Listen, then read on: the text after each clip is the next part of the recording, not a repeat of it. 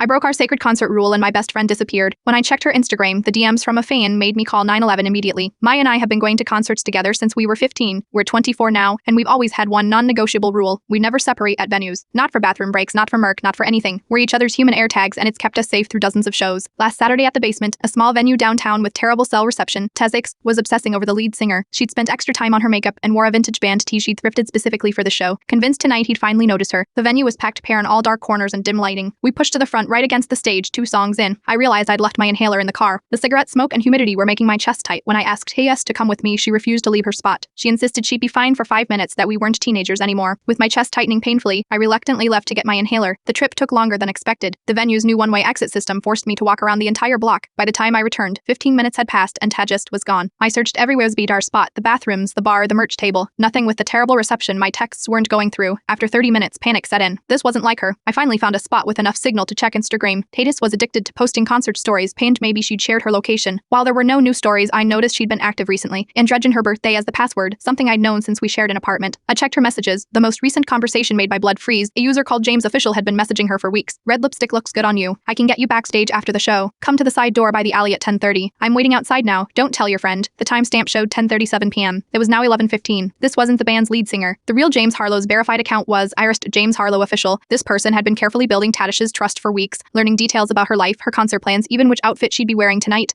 I showed the messages to security, who immediately called police. They found Tadish's phone and purse in the alley beside the venue. 3 hours later, police stopped a car heading out of the city. Tassis was in the passenger seat, unconscious but alive. The driver was a 38-year-old man with restraints and a knife in his trunk. In the hospital the next day. Tassis couldn't stop crying, blaming herself for believing the conversations were real. I held her hand tightly, assuring her the predator was calculating, not her naive. We don't discuss the what-ifs, parent. What if I hadn't checked her messages? What if police had been minutes later? Instead, we've strengthened our concert rule. We never separate, we never meet band members without verification, and we always share our location with each other and a third person. Some rules aren't made to be broken. Some rules keep you alive.